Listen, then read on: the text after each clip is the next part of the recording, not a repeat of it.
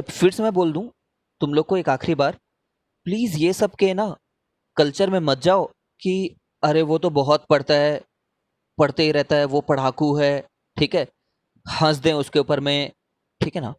Up to a point is good to make fun of someone, ठीक है, light heartedly comment होने चाहिए, ठीक है, बट हमारी सोसाइटी में, ठीक है ना, अगर कोई बंदा बहुत पढ़ रहा है तो चलो वो तो पढ़ता है, उसके मार्क्स आ ही जाएंगे, उससे क्या इंस्पायर होना, या फिर ये सब नहीं होना चाहिए तुम्हारे अंदर, समझ रहे हो। अगर कोई, मैंने देखा है भाई, काफी लोग, सुना है क्या तुमने, कैरी मिनाटी के वीडियोस को लाइक करते रहते हैं, इनको अपना आइडियल मानने लग जाते हैं कुछ लोग कि भाई ये बंदे जैसा बनना है, कुछ कम मेहनत करके कुछ गाली वाली बक देते हैं, फिर जाकर के यूट्यूब पे पॉपुलर हो जाते हैं, ठीक है। ऐसे लोगों को आइडियल ना मानो, ठीक है। To choose someone as ideal is a very big thing in life, ये याद रखना, ठीक है। तो आइडियल ऐसे लोगों को मान लो जो अच्छे कैरेक्टर्स, अच्छे क्वालिटीज से मिल करके बने हुए हैं, अच्छा कुछ अचीव किए हुए हैं, ठीक है। अच्छी हैबिट्स, चाहे कितने भी जनरेशन पार हो जाएं, वो अच्छी हैबिट्स ही रहेंगी।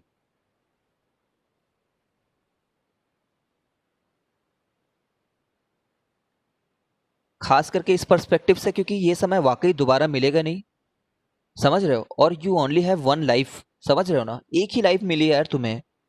Just think about your life at the end of 10 years, है ना, अभी से 10 साल या फिर 15 साल के एंड के बाद में सोचो कि तुम कुछ उसके बाद लाइफ रूटीन हो जाएगी, समझ रहे हो ना। तुम जहां पहुंच गए होगे वहां पे तुम्हें अपनी फैमिली, अपनी लाइफ, अपने आप को सस्टेन करना होगा, कुछ मैजिकल चेंज नहीं ला पाओगे। तो जो करने का समय वो अभी है, क्योंकि एक ही लाइफ है वाकई में, ठीक है। स्टार्ट करते हैं यार। Work done equal to force into displacement.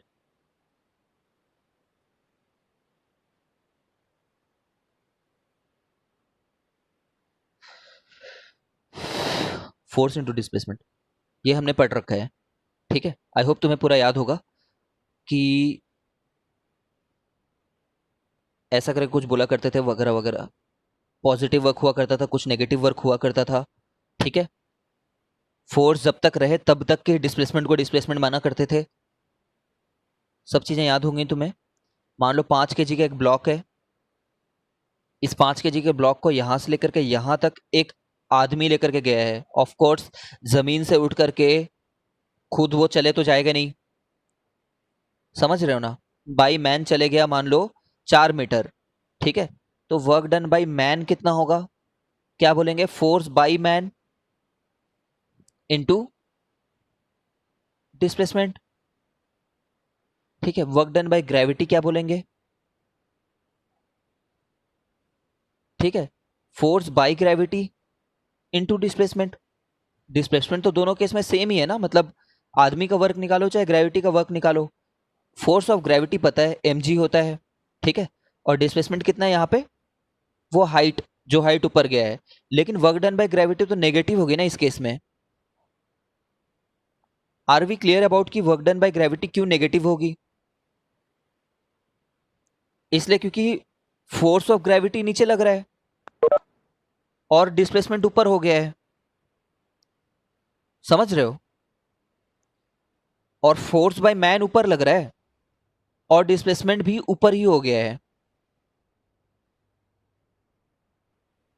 समझ रहे हो ना। तो ये वर्क डन बाय मैन तो पॉजिटिव आएगा पक्का है, और ये नेगेटिव आएगा, और वो कितना रहेगा, mg/h, कितना हो रहा है ये, -200 जूल हो रहा है ये, ग्रेविटी ने इतना काम किया है। वर्क डन बाय मैन भी 200 जूल ही है, ये बात कौन एक्सप्लेन कर पाएगा मेरे को, ये बताओ। इसमें तो फॉर्मूला वॉर्मूला लिखा नहीं हमने, मैन का वर्क डन कितना है करके, मैन का फोर्स कितना है करके, उसका फॉर्मूला वगैरह तो नहीं लिखा हमने।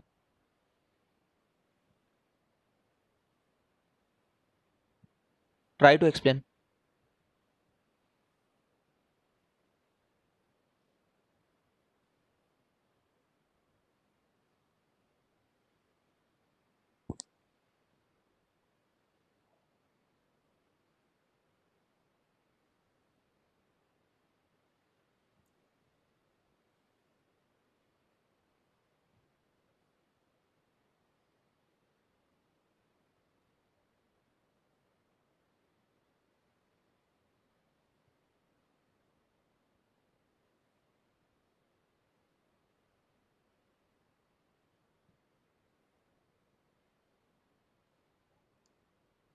कोई नहीं बता पाएगा क्या?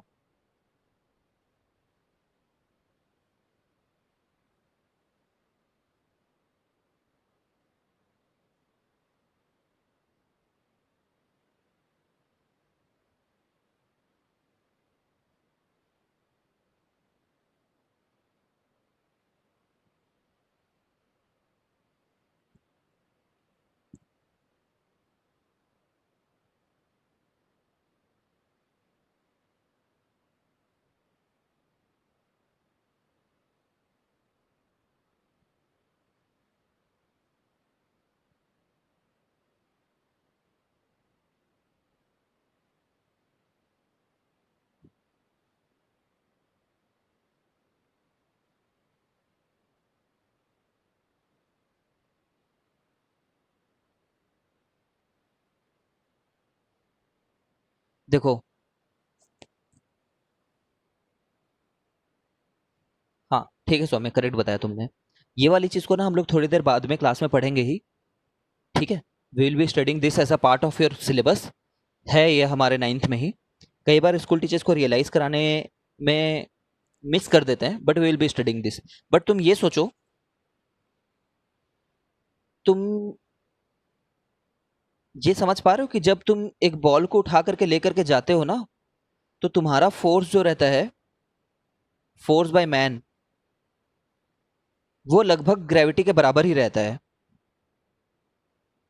लगभग, लगभग बराबर रहता है, एग्जैक्टली बराबर नहीं भी है, ऐसा भी कह सकते हैं। ठीक है, लगभग इसलिए बराबर होता है, वरना अगर तुम ज्यादा फोर्स लगा रहे होगे ग्रेविटी से, तो नेट एक्सिलेरेशन हो रहा होगा ना। तुम ज्यादा फोर्स लगा रहे हो, ग्रेविटी कम फोर्स लगा रही है, तुम्हारे चलते स्पीड लगातार बढ़ती जा रही होगी। बट किसी चीज को उठाते हो तो वैसे उठाते हो कि लगातार उसकी स्पीड बढ़ती जा रही है, बढ़ती जा रही है, ऐसा तो नहीं उठाते हो।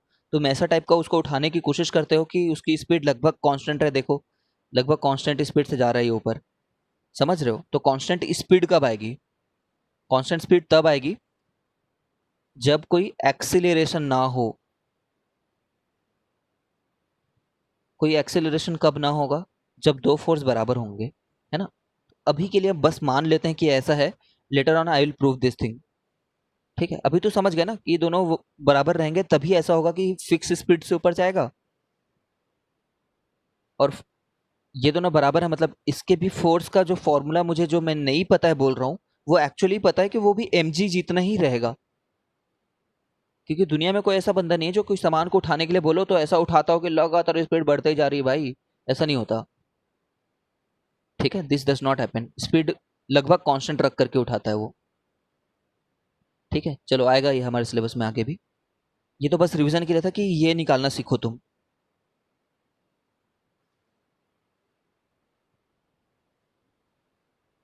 ठीक है, तो आई होप तुमने काइनेटिक एनर्जी वगैरह का डेफिनेशन वगैरह लिखा होगा, क्योंकि तुमने होमवर्क तो कोई सेंड नहीं किया मेरे को।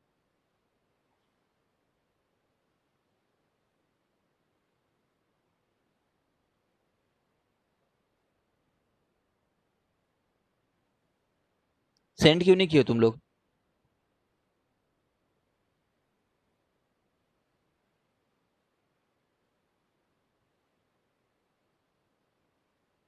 हाँ बोल बोल आशु।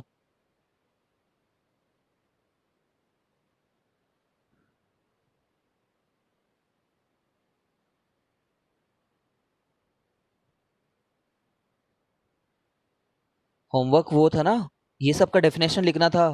वर्क पॉजिटिव कब होता है, नेगेटिव कब होता है, काइनेटिक एनर्जी क्या है, पोटेंशियल एनर्जी क्या है।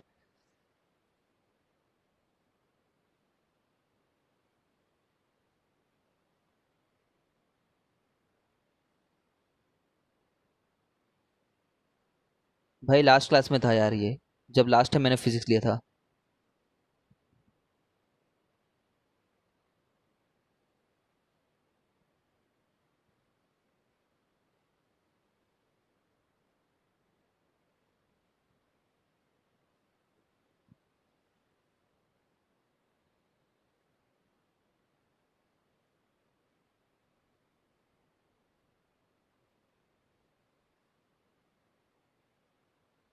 मेरे हिसाब से तो दिया था मैंने, बट छोड़ो, अगर मैं ही गलत सोच रहा हूँ तो ठीक है। देखो, the energy possessed by a body by virtue of its motion is called its kinetic energy. ठीक है, पहले बात एनर्जी क्या होती है मैंने तो डिफाइन ही नहीं किया तुम्हारे लिए। एनर्जी को कैसे डिफाइन करते हैं?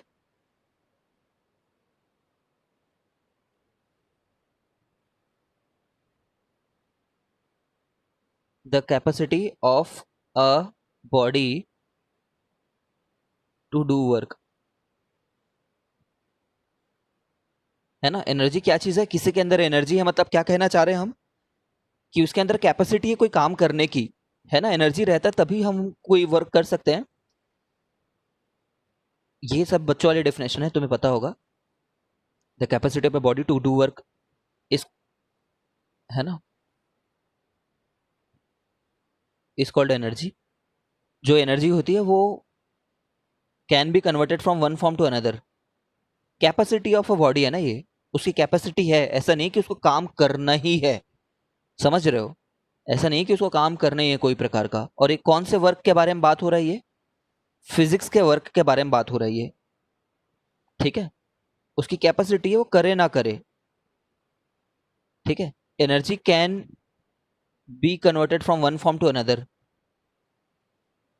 जानते ही होगे। फॉर्म टू अनदर, चलो बताते जाओ अपने मुंह से क्या क्या फॉर्म तुम जानते हो, फिर काइनेटिक वाइनेटिक की तरफ आते हैं। ठीक है, बाद में देखते हैं ये सब काइनेटिक वगैरह को, बट एनर्जी के फॉर्म्स बताओ तुम।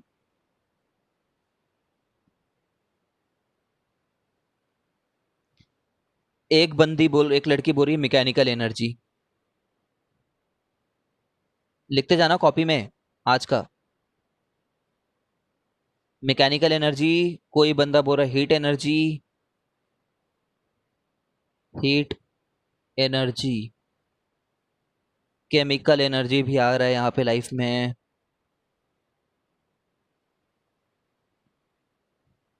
साउंड एनर्जी भी आ चुका है।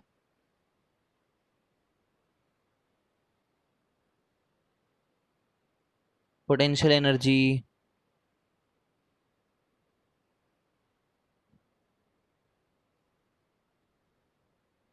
और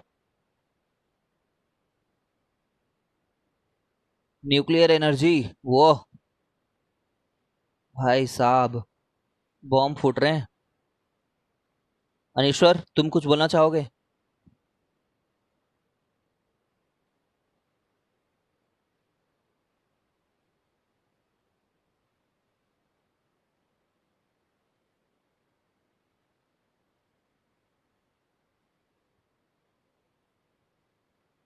अनीश्वर बोल रहा है कि सर बाकी तो बच्चे लोग बोल ही दिए, मैं क्या बोलूं करके, है ना। रेडिएशन एनर्जी भी आ चुका है दुनिया में, देखो। क्यों अनीश्वर, मिल नहीं रहा है क्या तुम्हें?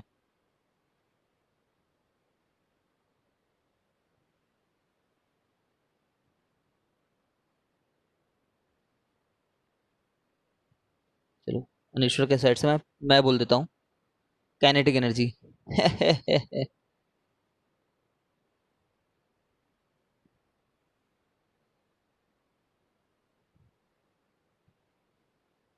फिर से केमिकल केमिकल लिख चुके हैं। चलो, आ जाओ आ जाओ। ये जो मैकेनिकल है ना, मैकेनिकल मतलब मैकेनिकल एनर्जी ना कोई नई प्रकार की एनर्जी नहीं होती यार, ये याद रखना। मैकेनिकल एनर्जी ना kinetic energy plus potential energy को बोलते हैं। समझ रहे हो क्या? Kinetic energy plus potential energy को मिलाकर के मैकेनिकल एनर्जी बोलते हैं। ठीक है, ग्रेविटेशनल एनर्जी आ चुका है भाई। यहाँ पे अंश पवार बोल रहा है ग्रेविटेशनल एनर्जी को कैसे भूल गए सर।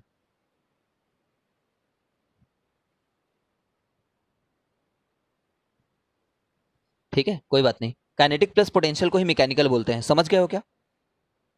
ये कोई नई प्रकार की एनर्जी नहीं है। हीट एनर्जी सभी जानते हैं। ठीक है, एवरीवन नोज हीट एनर्जी क्या है। Due to hotness and coldness वो कुछ एनर्जी निकालता है, समझ लो। केमिकल एनर्जी जानते हो, केमिकल एनर्जी मतलब पेड़ों के अंदर में फोटोसिंथेटिक फॉर्म में स्टोर्ड रहती है, हमारे बॉडीज के अंदर में स्टोर्ड रहती है। ठीक है, केमिकल सेल्स में, बैटरीज में स्टोर रहती है। ठीक है, साउंड एनर्जी भी तुम जानते हो, साउंड एनर्जी के चलते हम सुन पाते हैं। ठीक है, कुछ मशीन्स के बारे में पढ़ते हैं, ये सभी सिलेबस के हिस्सा हैं। मैं तुम्हें ना एक स्ट्रक्चर देता हूँ समझाने का, देखना। हाइड्रो एनर्जी भी होता है ना? हाँ यार होता है, हाइड्रो एनर्जी भी होता है, ये लो।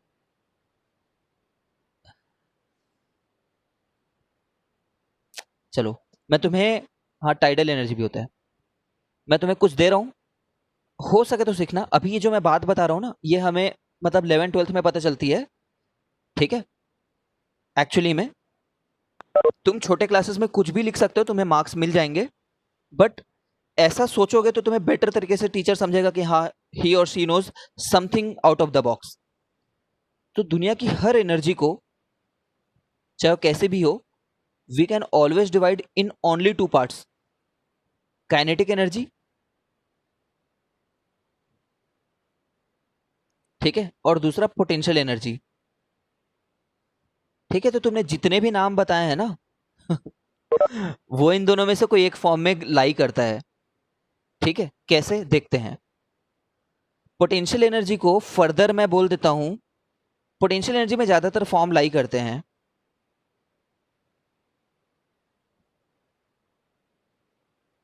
ठीक है, तो आते हैं थोड़ी देर में पोटेंशियल एनर्जी पे।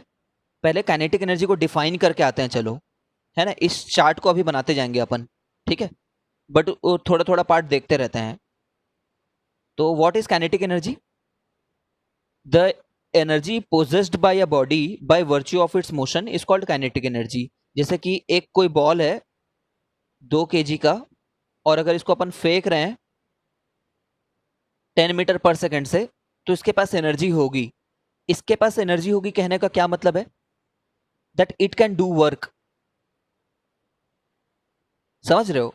It has energy means it can do work, है ना? अब ये बताओ, इट कैन डू वर्क का क्या मतलब है?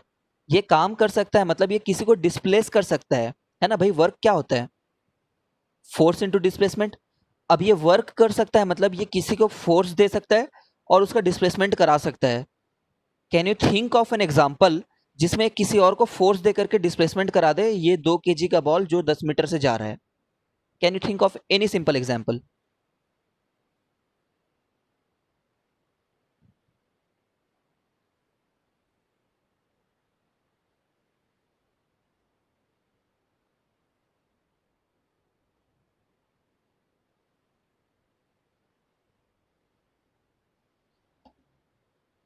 इसके रास्ते में छोटा सा दूसरा बॉल रख देते हैं यार, है ना? 100 ग्राम का बॉल रख देते हैं, तो ये जब ये जाएगा तो इसको तो फोर्स लगेगा, समझ रहे हो? और फोर्स लगने के चलते इसकी डिस्प्लेसमेंट भी होगी, मतलब ये वर्क डन तो कर सकता था।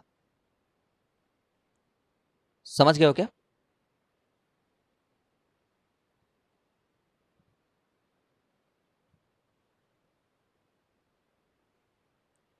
Kinetic energy is given by के इक्वल टू, अभी फॉर्मूला बस याद रख लेते हैं कि ये ½ mv² होता है ना? ये तो समझ रहे होगे ना कि kinetic energy will be proportional to mass. एक 2 kg के बॉल को तुम्हारे सिर में फोड़ दूं, या 5 kg के बॉल को सिर में फोड़ दूं, तो तुम बोलोगे सर सर सर 5 kg वाला मत फोड़ना, 2 kg वाले से ही फूट जाएगा मेरा तो। ठीक है, तो मास के प्रोपोर्शनल तो है ही। वेलोसिटी स्पीड के भी प्रोपोर्शनल होगा भाई, स्पीड के ही तो होगा, क्योंकि वो तो बोला ही गया कि उसकी मोशन के चलते है वो। ठीक है, तो ऐसे निकल करके आता है, इसको एक्चुअली में करोगे तो ½ mv² रहता है ये, है ना? ये क्यों आया, कैसे आया, अभी तुम एक्चुअली में 9th में ये बताने की जरूरत नहीं है। ठीक है, 11th में छोटा सा डेरिवेशन होता है, उससे देखते हैं। ठीक है, बट मैं ट्राई करूंगा तुम्हें इसका फील दिलाने का, है ना? तो इसकी कितनी काइनेटिक एनर्जी है बताओ तो।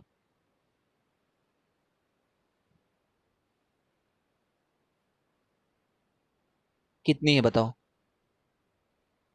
How much joule is it carrying? कितनी जूल एनर्जी है इसके पास?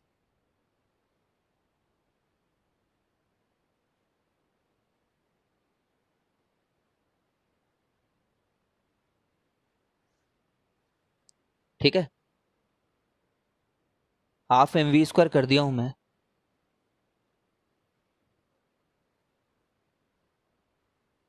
ठीक है ना, ये देखो, क्या हो गया आशु, समझ नहीं आया क्या? 100 जूल है इसके पास, देखो। ½ mv²।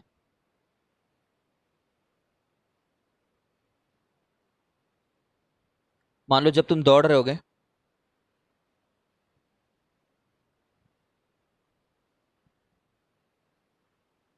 ठीक है, तुम 50 kg के हो मान लो, और तुम यूसेन बोल्ट की स्पीड से दौड़ रहे हो 10 मीटर पर सेकंड से। ठीक है, चलो यूसेन बोल्ट की स्पीड से क्या ही दौड़ोगे यार तुम। ठीक है, 5 मीटर पर सेकंड से दौड़ रहे हो। तो तुम्हारी कितनी के ही रहेगी?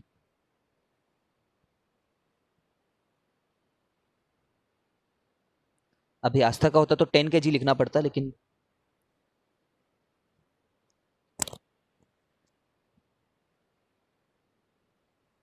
सब लोग बताएं, how much kinetic energy is this person having if he is running with this quality?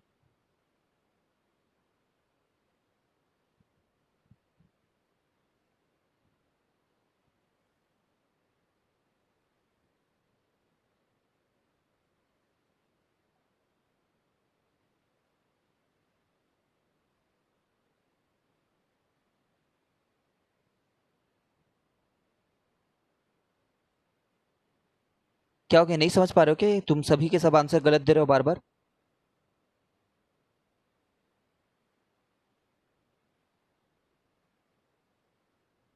6 to 625 यार, कैलकुलेशन गलती मत करो। एक और कर दे चलो।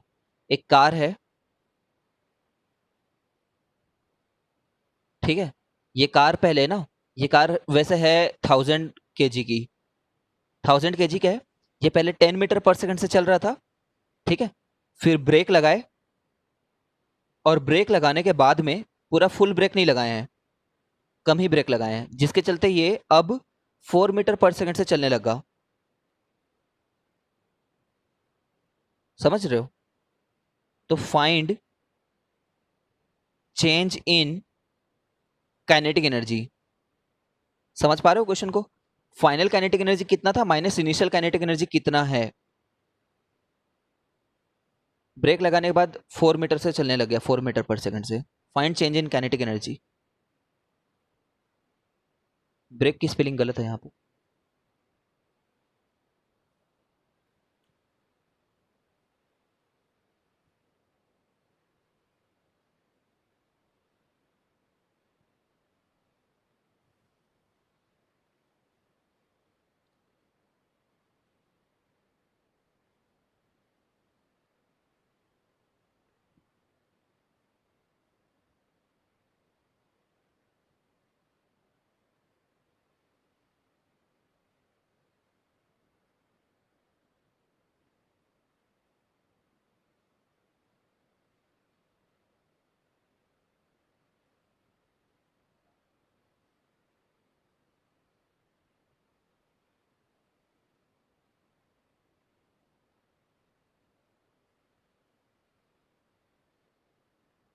ठीक है, चलो देखते हैं आंसर। देखो यार, हमेशा याद रखना, चेंज जो होता है ना, वो हमेशा फाइनल माइनस इनिशियल होता है। प्लीज, दोनों आंसर दिया होगा, प्लस में भी दिया होगा, माइनस में भी दिया होगा। समझ रहे हो? चेंज मतलब फाइनल माइनस इनिशियल। तुम कितना चेंज हो गए हो? पहले तुम्हारे पास 10 रुपए था, अब तुम्हारे पास मान लो 50 रुपए है, तो तुम कितने अमीर हो गए हो? तो 40 रुपए अमीर हो गए हो, है ना? Final minus initial. तो यहाँ पे के ई फाइनल। तुम तो सब गरीब हो ऐसे। माइनस के ई इनिशियल, तो half M V square minus half M V square, है ना? क्वेश्चन पूछेगा चेंज, मतलब हमें आंसर भले ही नेगेटिव में देना पड़े, बट हम आंसर नेगेटिव में देंगे। तो हाफ एम को तो कॉमन ले लेते हैं यार। V final minus V initial, है ना? Half into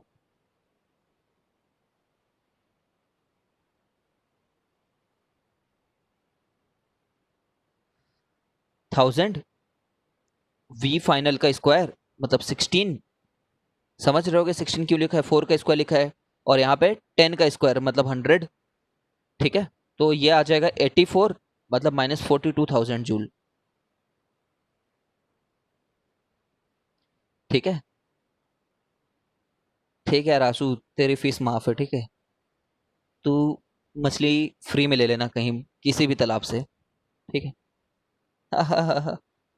what a joke. ठीक है, ये आंसर है। समझ गए होगे सब लोग। Aastha Srivastava, have you got the answer?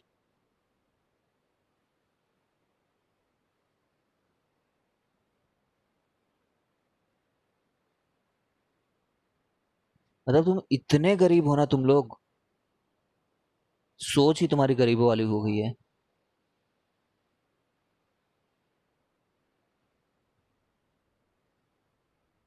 आस्था समझ गई हो क्या? या समोसे खा रही हो घर में क्लास करते करते?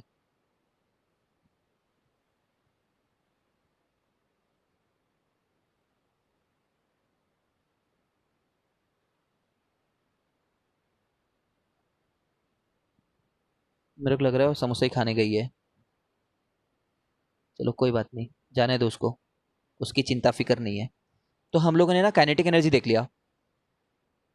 ठीक है, काइनेटिक एनर्जी देख लिया। ओके, एक बात डिस्कस करते हैं। क्या तुम्हें पता है कि दौड़ते हुए आदमी का, एक आदमी जो मान लो रेस्ट में है, इसकी स्पीड 0 है मान लो, और इसका वजन 50 kg है, तो जब ये दौड़ते रहते तो इसका वजन बढ़ जाता है, ये बात पता है क्या?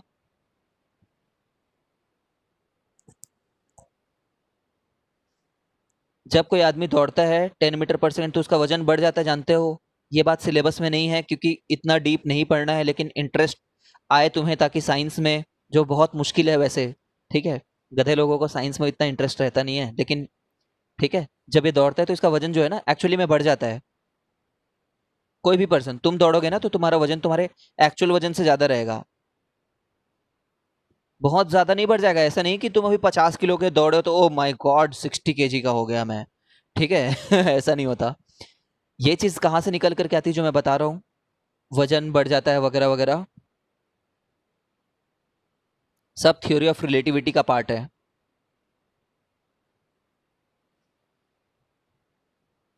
ठीक है, कभी थ्योरी ऑफ रिलेटिविटी के ऊपर मैं क्लास लूंगा तो बताऊंगा कि तुम्हारा वजन जो है ना, तुम्हारे एक्चुअल वजन के हिसाब से ऐसे बदलता है।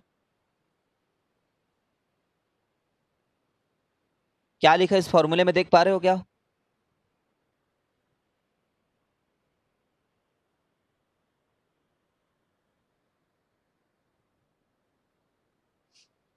ये तुम्हारे बाद का वजन है, एम नॉट तुम्हारा एक्चुअल वजन है। समझ रहे हो? ये जानने की जरूरत नहीं है तुम्हें, बस इंटरेस्ट आ जाए। हाँ, एनर्जी गेन कर लेता है। एनर्जी और मास इक्विवेलेंट है ना। एनर्जी ही मास है, मास ही एनर्जी है। किसी चीज को जला देते हैं तो उसमें से एनर्जी निकल जाती है ना, उसके मास को ही तो एनर्जी में कन्वर्ट कर रहे होते हो। ठीक है, अब ऐसा भी नहीं कि मास से एनर्जी निकल रही है, अंदर में स्टोर्ड एनर्जी भी बाहर आ सकती है। ठीक है, तो देखो, इस फॉर्मूले का क्या मतलब है, हाँ, E equal to M C square के अकॉर्डिंग आती है एनर्जी, एग्जैक्टली करेक्ट। ठीक है, इसको कैसे देखेंगे, देखो, अगर तुम्हारा स्पीड, ये कैलकुलेशन समझ में नहीं आया तो छोड़ देना।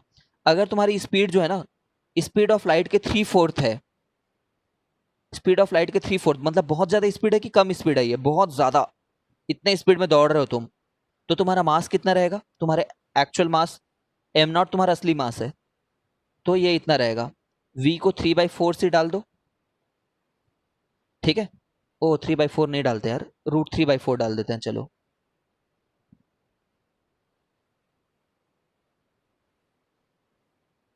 तभी भी बहुत ज्यादा है स्पीड। ताकि सरल रहे कैलकुलेशन, तुम समझ रहे हो, मैं यहाँ पे फिट करने की कोशिश कर रहा हूँ।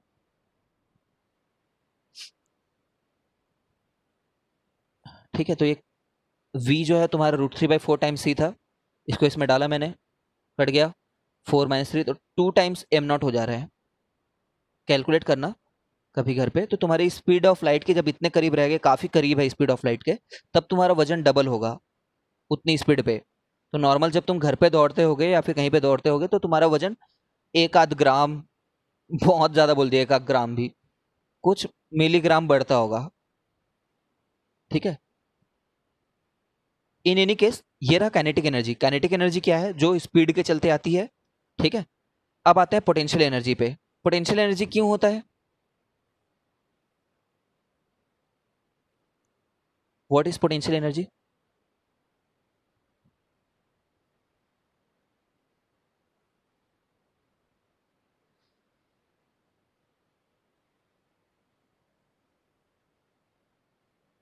Energy of a body due to position,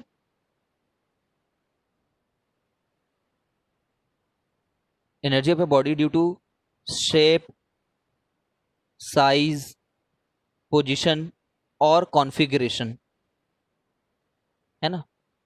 try करो तो ये चारों वर्ड को, शेप, साइज, पोजीशन और कॉन्फ़िगरेशन। अभी समझाता हूं इसका मतलब, रिकनेक्ट होते हैं एक बार।